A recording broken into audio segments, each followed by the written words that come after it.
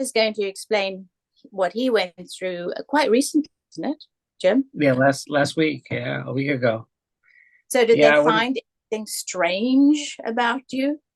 no, I had been having trouble with like word finding, like trying to remember somebody's name or something like that. So I was concerned about it because I know that, with Parkinson's, you have an increased chance of having dementia. So I made an appointment at University of Florida and I had the neuropsych testing done. And it's interesting. It's you can't study for it or anything like that. It's like working memory stuff, repeating digits back, or listening to a story, finding things in pictures. So it was kind of interesting. And basically, they found out that I just have what they call normal age-related decline. As people get older, our memories aren't as good as they used to be. Yeah. It's an interesting test. It's kind of fun. It's kind of challenging if How you long don't did stress about it. how long did it take? About an hour and a half, I think. You Oh, know. wow. Mine was much longer than that. I went to Advent Health, the neuroscience department. Okay. And it was a long episode I had. Um, and I sort of kind of felt at the end, I was so frustrated with some of this stuff because I thought it was so simple, but you don't know if you're doing it right or wrong. And there really is no right or wrong. Right. But by the end, I was going, this is so elementary and I can't figure some of this stuff out. And I don't know if it's going to be Yeah. correct or not. Yeah. It was really interesting. Yeah. I had in the report they said that I gave up easily on one task. I didn't give up. She read like a list of words, and I was supposed to remember as many as I could. So I remembered some. She goes, "Do you know more?" I'm like, "No." Do you want to guess? I'm like, I could guess random words out of the dictionary. That's not going to be right. So, Uh-huh. so I guess they perceive that as limited persistence. But I mean, I wasn't going to get it. So, like, what was the point wasting time? Was that the one So where they say they give you a letter in the alphabet and they say come up with as many names as you possibly can, beginning with A? I had that and I Yeah. had numbers, but this one was like, she gives you like maybe 20 words, I'm saying, right?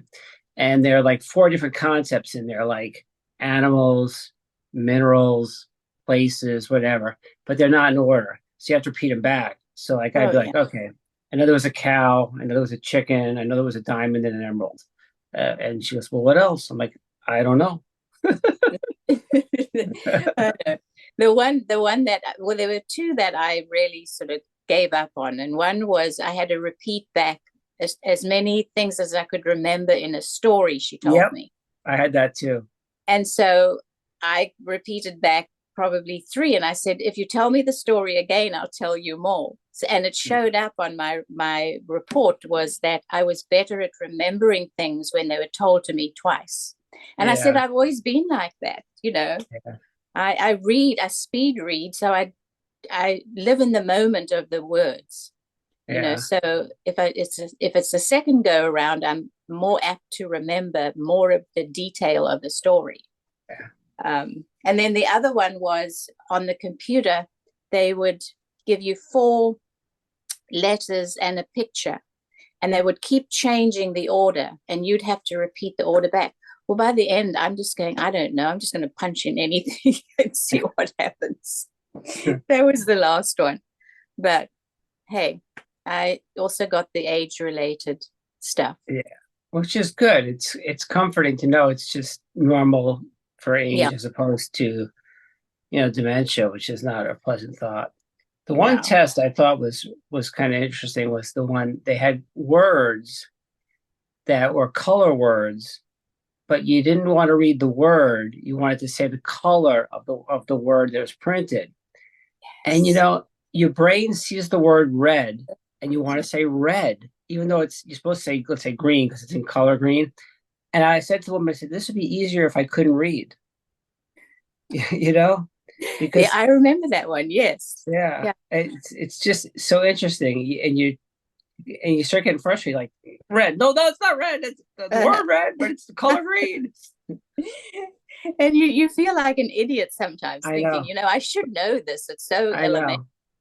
But I think, when you put under pressure, also your mind sort of locks out sometimes. Yeah. But that happened to me today because I did boxing today, and my trainer mixed things up, and he said, "Okay, I want you to do a 1, 2, and a 4." So there's different types of sort of boxing that you do. There's cross, and there's upper, and there's straightforward. So he would say, "I want you to punch a 1 and a 2 and a 4." Automatically, my brain said 1, 2, and 4, but my arms went 1, 2, and 3. So it makes you sort of really think. It was Yeah. cool. It was a cool session Yeah. I had today. So what else is going on with you? I was on vacation last week, which was nice. You go Got some away? rest. No, I did a couple of Disney days since we live in, the shadow of Disney World. A couple of Disney days, had a couple doctor appointments, did some errands. Pretty stable, knock wood. So I'm hoping that's going to be the same for a while. Just going to keep trying to do my best with keep up with my PT, my OT, and all that good stuff, my exercise, eating healthy, all that good stuff. And I kind of compare it to this is an old movie, the Rocky movie, and Rocky says, "I can't beat him. I just want to go the distance." You know, Yeah. you can't beat Parkinson's, but you want to go the distance. You want to go as long as you can, as hard as you can, to enjoy the quality of life you have. Yeah. And I mean, hopefully there'll be a cure down the line, but meanwhile, you just got to keep fighting. Yeah. And some days Parkinson's kicks your ass, and some days you go ahead and break Parkinson's nose. Yeah. And you never know what it's going to give you. I mean, that's the thing that gets me the most is, you get up and I have all these plans for tomorrow. Now, normally 20 years ago, I would get those plans today, and tomorrow I'd be excited and following them through. Now I get these great plans in the middle of the night, and come the morning time, I'm going, oh, I really don't feel like doing it. My body just won't react to my mind that says, keep going, keep going. I was sort of kind of shirking responsibility of having Parkinson's. And that led me to think to myself, why have I got this disease? There's no reason other than as a child, we used DDT for everything, for the crops, for spraying on your house, for everything like that. I do believe it's not been said that that's the reason why I've got it, but I assume that's the reason why I've got it. But what am I going to do with it? Am I going to keep in this dark place and keep going there, or am I going to do something about it? So I called up my friend and I said, okay, I have a responsibility to people that have PD. I've got to do something about this. And I'm going to be talking to you further about this because I want you to get involved as well. So we came up, being a board member, we came up with some ideas of events, especially with art and music. Those are the two things that keep me stable. And that's the other thing. I was not painting because whatever I painted just didn't feel me. So I put the painting aside. So my body wasn't using that as a therapy. So I said to her, I think we need to have an event where we have the art therapists and the music therapists come in and do a show and tell. And we invite people that have PD and caregivers to come and see how they use this as a buffer when you have Parkinson's. So, for me, is painting, music, scheduling, writing, reading, and adventures, travel. Those are the things that work with me and calm me down and takes care of some PD symptoms. But then I thought to myself, what am I passionate about? Because I don't want to do stuff that I don't really care about. What can I do? What am I passionate about? Or what am I not passionate about? There's two things I'm not passionate about. That's scheduling. I hate scheduling. I hate to say this is what I have to do at whatever time it is. If I don't want to do it, I don't want to do it. But there's some things like taxes you've got to do. And then socialization. I have backed away from socialization because I'm a little bit aware of that my speech is not consistent. I may shake. I'm not as confident as I used to be. If you've got Parkinson's, the schedule, as much as I hate to say it, definitely works. So that's where I am. I'm feeling great. I intend to keep feeling great. Doing a body check. I mean, I think that is probably the most useful information, and thank you, Jim, that I've ever got. Every time I start slipping, I go, okay, body check, and it's worked every single time. That's good. I'm glad it worked for you. You know, one of the things the doctor told me at UF too is, you know, there's this tendency when you have Parkinson's to start to shy away from engaging with people, you know, and that can make you more isolated and stuff. So they basically encouraged me to force myself, you know, to socialize more, you know. Yeah. And sometimes you just don't want to do it, but it becomes Parkinson's will take that away from you if you let it, you know, and then you'll become isolated.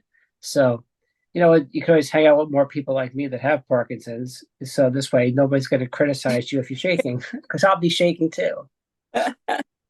Parkinson's has definitely taken away that confidence that I have to get back. So I said to Courtney, I want this event because it will force me to, number one, socialize, number two, speak, because I'll have to present it, and number three, have a schedule. Those are the three things that I know I need to work on. So to your point, yes, socialization. It's hard. It's hard now. Yeah. Hard. I know. Sometimes it's just this apathy, you know, you just got to fight it. You know, Yeah. you can't let it win that day, you know.